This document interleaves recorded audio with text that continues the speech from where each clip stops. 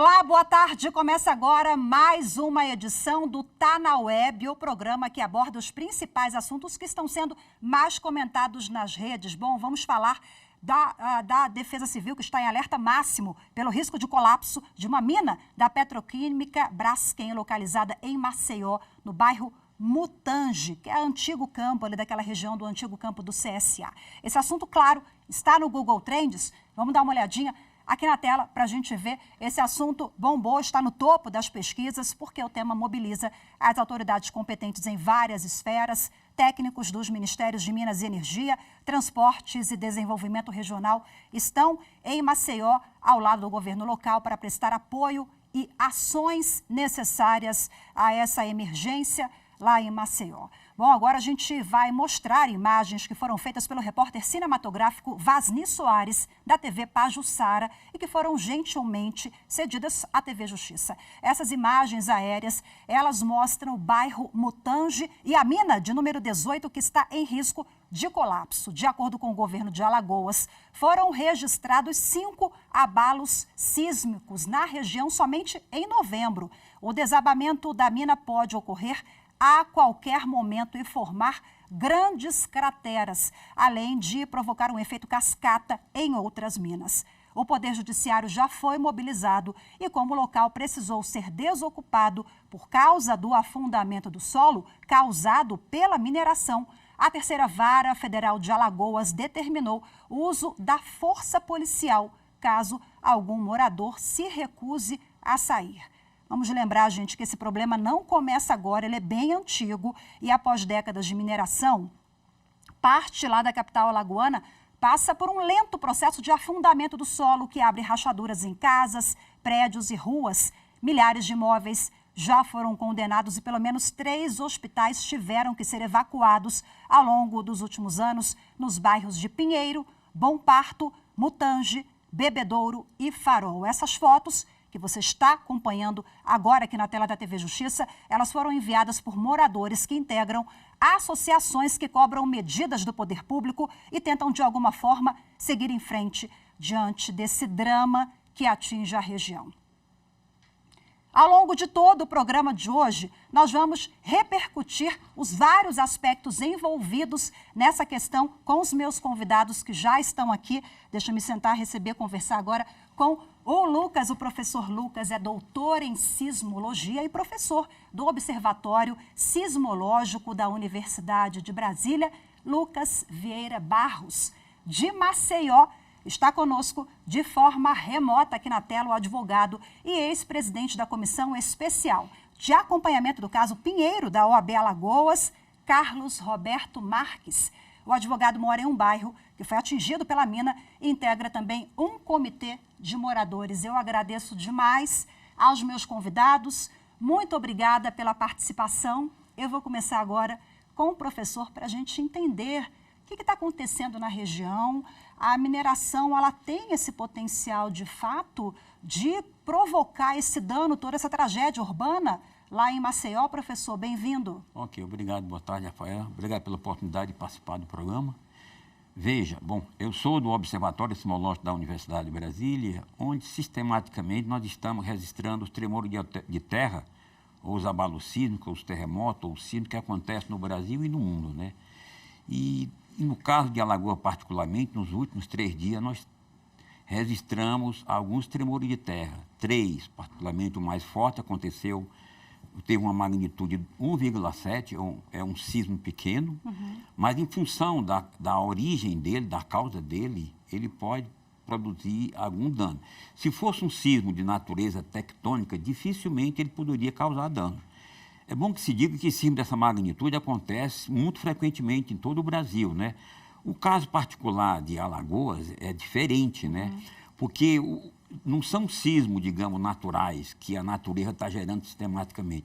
São sismos que estão sendo induzidos pela atuação, pela ação do homem sobre o ambiente natural. Isso é um fato bem conhecido no mundo, que determinadas obras de engenharia, como é o caso de remoção de material, injeção de material, construção de lagos artificiais na produção de energia, isso pode induzir, pode causar sismos, entendeu? E lá não é diferente. Daqui a pouco eu queria que você explicasse para a gente que a Braskem, essa petroquímica, o que ela faz ali na região é a extração de salgema, que é um tipo, né, de cloreto de sódio. Aí eu queria que o senhor explicasse um pouquinho mais essas questões técnicas, mas agora eu vou passar a palavra para o Carlos Roberto, a quem eu agradeço mais uma vez pela conversa e disponibilidade aqui com a TV Justiça. Eu queria que você explicasse para a gente qual é a situação de momento. Nós estamos numa emergência onde, a qualquer momento, a Defesa Civil já está com alerta máximo, não é? Então, eu queria que você explicasse para a gente como é que vem sendo a angústia desses moradores, o senhor que integra uma comissão também formada por moradores de outros bairros que já passaram por isso. Boa tarde mais uma vez, Rafaela, professor Lucas. Realmente é um prazer estar aqui com vocês conversando sobre um tema aí tão polêmico. Infelizmente, ocorreram aí situações que se agravaram durante esse decorrer do tempo, em especial nos últimos 4 dias, em que gerou a necessidade da decretação de emergência por parte do do município de Maceió, como também o estado de Alagoas, em que ele está colocando todas as forças públicas em prol de buscar salvaguardar, né? Como o professor colocou muito bem, é uma situação bastante preocupante, porque hoje não tem ninguém que possa informar qual seria o alcance com relação em havendo realmente o colapso da mina 18 e caso também ocorra esse avanço aí da mina 18 junto a outras minas, né? Nós temos aqui alguns professores que vêm acompanhando isso de perto também, e o receio é justamente de que haja uma junção, né, dessas minas que venha gerar impactos, cujos impactos ninguém tem como vir a informar qual seria a extensão. Daí a preocupação, né? Então, enquanto a OAB, à época, nós questionamos bastante os poderes públicos, no sentido até de buscar aumentar o raio de delimitação, porque a maior preocupação hoje, Rafaela, se dá com relação às pessoas que moram na área do entorno, né? Houve uma decisão bastante benéfica por parte da Justiça Federal na data de ontem, mas saiu um novo mapa, inclusive, de risco, né, que a gente chama aqui, que é onde ocorre a questão da saída dessas pessoas de forma indenizada, mas ainda, ao nosso ver, não é suficiente, né? Ou seja, tem pessoas que moram muito próximas e o sentimento de medo, né? O terror realmente psicológico é algo inimaginável, né? Para se ter uma ideia, aproveitar a presença aí do amigo professor Lucas, na terça-feira passada ocorreram tremores em que as pessoas que residiam num condomínio chamado Morada das Árvores, tiveram na Defesa Civil justamente para procurar saber maiores informações, preocupadas. E naquele momento a Defesa Civil informou que não tinha qualquer tipo de risco, né? Foi quando se verificou a informação passada pela UNB desse tremor na escala de 1,7 e posteriormente a Defesa Civil disse que realmente ocorreu essa situação. Ou seja, precisa-se ter, ao meu ver, uma maior transparência com relação às informações e, principalmente, buscar salvaguardar essas pessoas que estão no entorno, né? Moradores em bairros como o Flechal, do Flechal, do bairro do Pinheiro, né?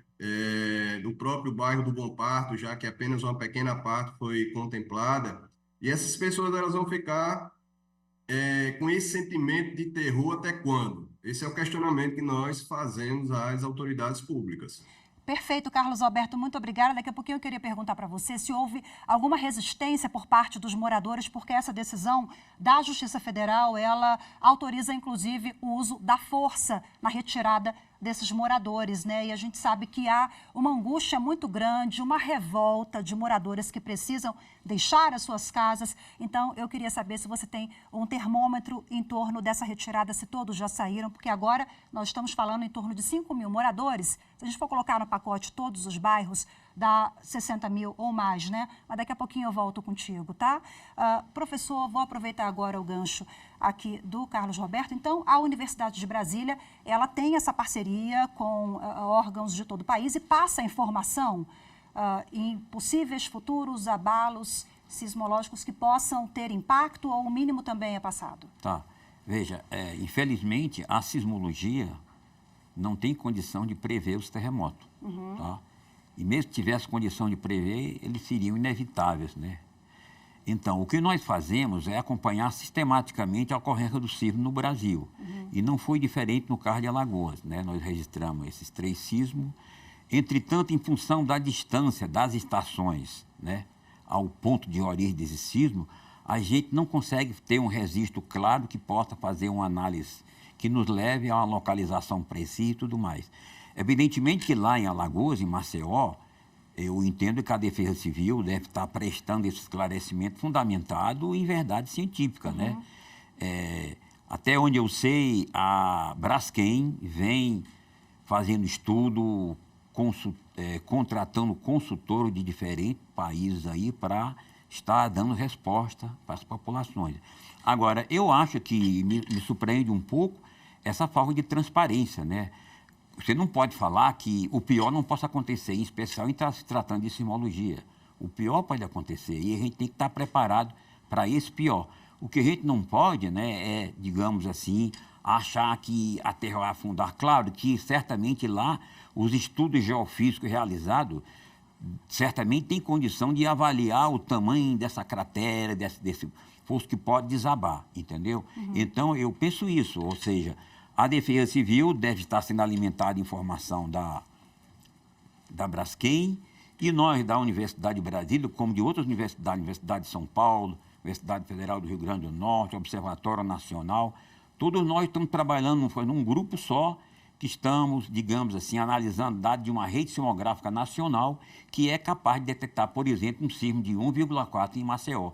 Isso é uma coisa, é muito difícil você estudar o interior da Terra baseado numa onda que foi gerada muito distante, uma onda tão pequena, entendeu? Então, nós estamos atentos a isso aí. Agora, claro, algo que tem que ser feito, toda obra, grande obra de engenharia tem um risco de induzir sismos. E no Brasil, a gente conhece com clareza 26 casos de reservatório hidrelétrico que já produziram, desencadearam sismo, né? E nós estudamos e identificamos esses casos. E não é diferente uma mina que se faça. Você está arrancando material da superfície da Terra.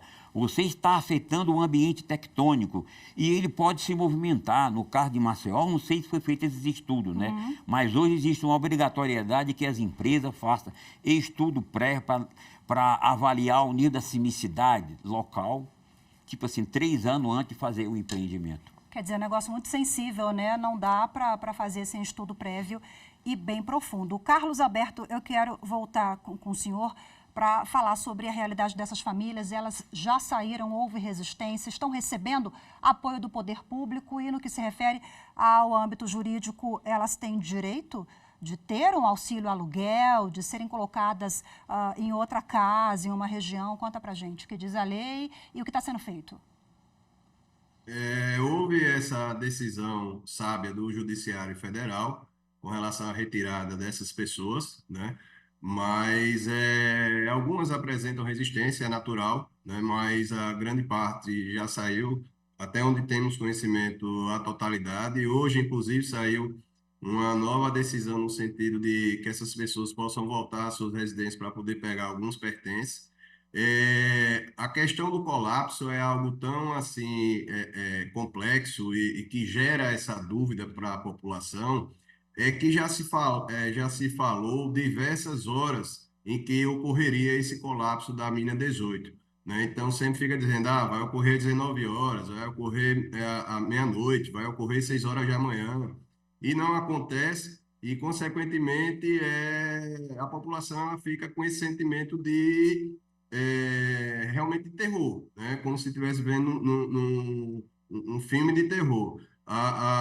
O direito indenizatório dessas pessoas é inconteste, né? Porque a Braskem, uma vez que ela explorou de forma danosa toda essa área, ela tem que ser responsabilizada no sentido justamente de vir a indenizar essas pessoas. Não só com relação àquelas pessoas, Rafaela e professor Lucas, que estão ali que já saíram, mas também aquelas pessoas que estão no entorno. Por quê, Rafaela? Eu faço uma pergunta para você e para o professor Lucas.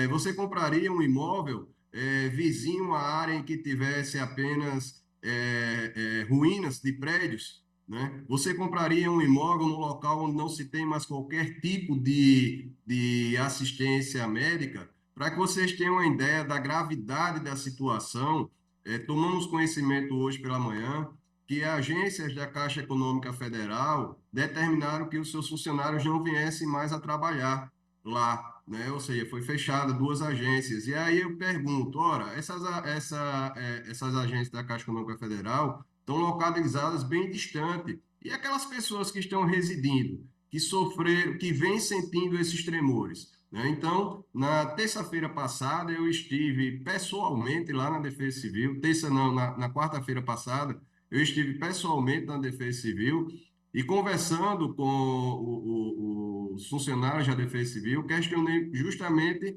essa problemática da informação, né? Então, as pessoas elas vão ser obrigadas a estarem sentindo esses tremores de forma recorrente, sem saber o que vai acontecer, porque ninguém coloca no papel qual seria a extensão. Como o professor Lucas muito bem colocou aí, ninguém tem como prever qual seria essa extensão aí. Mas, ao meu ver, né, dentro da ótica jurídica, deveria ocorrer medidas preventivas maiores com relação a essa área do entorno, para que essas pessoas elas pudessem vir entrar num programa de compensação financeira pago pela Braskem, tá? Ou seja, fazer como foi feito no último termo aditivo do acordo.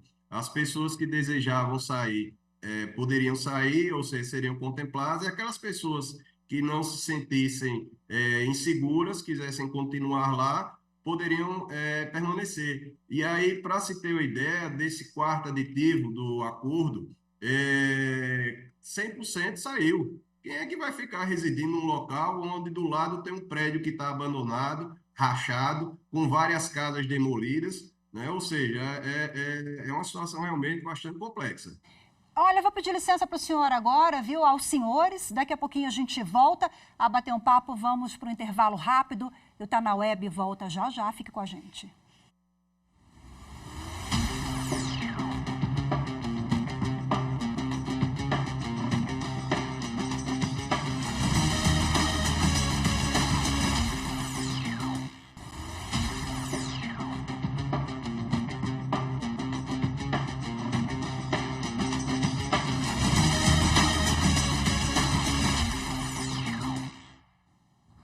Tá na Web de volta hoje o programa especial sobre a emergência em Maceió. A gente fala sobre aquela mina que pode colapsar a qualquer momento. Ao meu lado, aqui no estúdio, eu converso hoje com 2 especialistas no tema, um advogado que está conosco direto de Maceió, no remoto, aqui comigo o professor da Universidade de Brasília e sismólogo. Mas antes de voltar à conversa, eu quero ler aqui para vocês uma nota da Braskem, a petroquímica.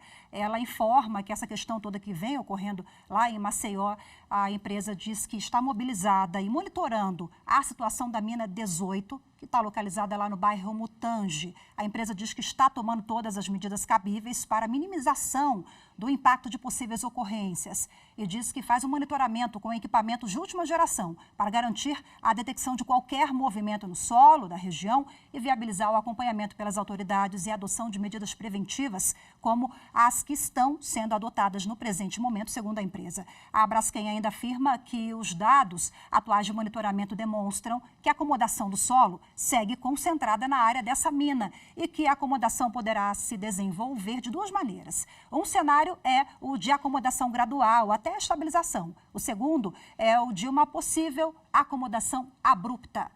Professor, explica para a gente o que a empresa quer dizer com essa nota. Então, nós temos aí uma situação que, dependendo do que ocorrer nas próximas horas, pode ficar tudo sob controle ou não. O estrago está feito. Eu acredito que essas informações que estão sendo passadas pela Braskem estão alimentando a decisão da Defesa Civil. E eu acho que a população deve escutar a Defesa Civil, entendeu? No que diz respeito à insegurança de ficar em determinados lugares. A Braskem fala do monitoramento que vem fazendo na região e eu até conheço alguns colegas meus que estão trabalhando nisso aí, estão muito preocupados, pessoas competentes e certamente esse monitoramento vem sendo feito, né? Feito do ponto de vista de fazer medida para pegar as mínimas oscilações do terreno em decorrência desses buracos que abriram lá ao longo dos anos, que são eles que certamente não, estão causando esse sismo. Porque a gente fala, por que esse sismo pode dizer que esse sismo foi causado pela mina ou por um lago? Aí onde eu citei que é preciso que você faça um monitoramento prévio da sismicidade para você verificar se tinha sismo na região.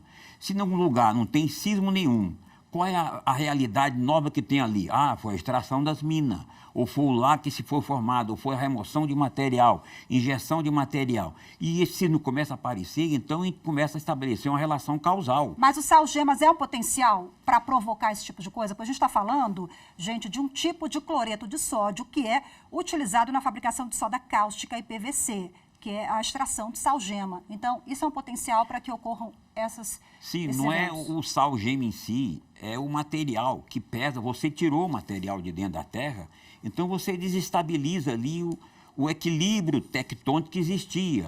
Pode ser sal, pode ser ferro, pode ser qualquer coisa, ou você pode injetar material, e isso comprovadamente induz sismos, entendeu? Isso é fato, comprovado. Carlos Alberto, vou voltar com você. O senhor integrou uma comissão da Ordem dos Advogados do Brasil, do seu estado, que acompanhou esse caso, e nós já temos, né, esses eventos ocorrendo desde 2018, não é um caso recente, mais de 60 famílias que foram retiradas de suas casas. Nós estamos falando de bairro fantasma, e esse termo é muito conhecido entre os moradores de Maceió. Como vem sendo o apoio da empresa e do poder público a esses moradores de outros bairros? Com relação à área do entorno, Rafaela, infelizmente, os moradores eles ficam à mercê da sorte, né? Porque não há qualquer tipo de medida no sentido de buscar fazer com que essas pessoas se sintam mais seguras. Eu digo isso com conhecimento de causa, até porque eu residi no bairro do Pinheiro por 46 anos, né? Eu tenho 47 anos, então 46 anos eu residi lá na mesma casa. Então, ocorreu situação de que toda a área entrou numa área chamada de criticidade, e a minha rua, né, ela não entrou. Então, é a distância de questão de 10, 15 metros. Então, a insegurança ficou de forma realmente bastante aterrorizante, né? Gerando, assim, a necessidade da venda do imóvel. Então, tive uma perda valorativa gigante, mais de 50% do valor do imóvel. E essa questão da desvalorização imobiliária, ela acontece como um todo.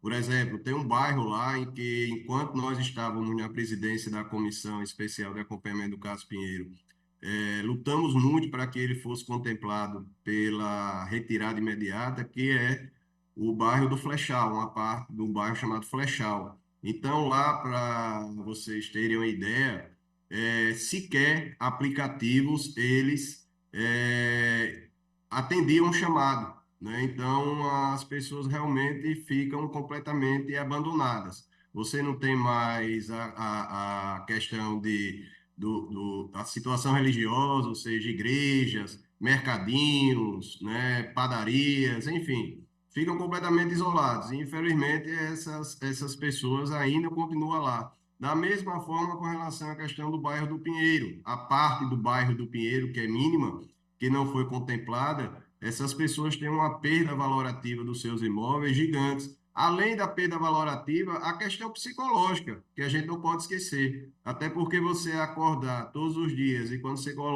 você sai de sua casa, você só vê escombros do lado de sua casa, é algo realmente, né, de aterrorizante. Então, o que precisa, ao meu ver, é uma coisa que a gente luta e briga bastante, é para que haja essa ampliação dessa área, para que realmente possa ocorrer um novo olhar com relação a essa problemática, com relação à questão da Braskem, né? Mas, infelizmente, isso ainda não aconteceu. A Defesa Civil, ela alega que, pelo acordo firmado com a Braskem, só pode ser feita ampliação em face da interferometria, né? Ou seja, quando se verifica que a interferometria ela está de uma forma tal que há necessidade de fazer a retirada dessas pessoas. Mas nós temos diversos casos, diversos, não é um, nem dois, nem três, diversos casos em que as pessoas têm suas casas rachadas e a Defesa Civil, infelizmente, quando vai no imóvel, ela alega que é um problema estrutural. E aí é uma situação que eu sei que o professor Lucas não é a área dele, mas é uma situação só para a gente refletir. Ora, vamos utilizar como exemplo o condomínio Morada das Árvores, tá? Lá apresentou algumas rachaduras. A Defesa Civil alega que é uma questão estrutural. Havendo esses abalos, como ocorreram aí nos últimos dias, pode ser que venha aparecer novas fissuras, né? E aí, como é que vai se saber se realmente seria uma questão estrutural dos prédios ou se foi em face desses tremores, desses pequenos tremores? Então, Né? por isso que a situação, a complexidade, ela está justamente aí, né? E que a gente hoje vem lutando para que haja modificações nesse acordo firmado pelo Ministério Público Federal, Ministério Público Estadual, Defensoria Pública da União e a Braskem, para que seja verificado outras variáveis, como o próprio acordo ele coloca, tá? A gente torce para que esses acordos e a informação seja mais clara possível entre todas as autoridades competentes. Infelizmente, nosso tempo é curto, Carlos. Eu deixei você explicar, falar um pouquinho sobre as condições dos moradores, mas eu peço licença e agradeço mais uma vez pela sua participação. Eu vou passar a palavra para as considerações finais ao professor, ao sismólogo Dr. Lucas, da Universidade de Brasília, o morador que está em casa, que nos acompanha de Maceió, ou quem está sensibilizado também com essa questão toda, qual é o alerta? Bom, eu vejo que o importante é as pessoas escutarem a Defesa Civil, né? Eles estão preparados para isso. Evidentemente que ele não vai mandar alguém sair de um bairro se não existe risco, né? E outra coisa importante dizer que, infelizmente, seria o desejo maior nosso, seria prever os terremotos. Ninguém consegue prever, até por não conseguir prever, que morre tanta gente no mundo em função dos terremotos. É claro que lá existe uma particularidade, né? Que não são os terremotos, esses tectônicos que são originários em função das forças do interior da Terra. São ação do homem. Resultado da ação do homem, né? De que forma? Removendo material e rompendo o equilíbrio dinâmico que existe no interior da Terra. Então, síntese, é importante, eu lamento o que está acontecendo, sinto que isso é preocupante, é você, como falou o doutor Carlos, que é preocupante você viver num lugar e, de repente, saber que a qualquer momento aquela coisa pode afundar ou pode tremer. Em sismologia, a gente não pode dizer que não vai acontecer o pior, isso ninguém pode falar. A despeito de ser pouco provável, mas não é impossível, entendeu? Então, é bom que se escute bem a voz dos que estão envolvidos. Eu tenho certeza que está todo mundo envolvido com muita responsabilidade em dar resposta para esse problema tão complexo. Muito obrigada, professor. Mais uma vez, muito obrigada, Carlos Roberto. Nosso abraço aqui de todos da TV Justiça, a todos de Maceió que estão vivendo esse momento tão dramático, viu? Boa tarde, professor. E boa tarde a você também que nos acompanhou. Muito obrigado pela oportunidade. Muito obrigada mais uma vez também aos dois. E obrigada e boa tarde a você que nos acompanhou em mais uma edição do Tá na Web. Nos vemos no próximo episódio. Tchau, tchau.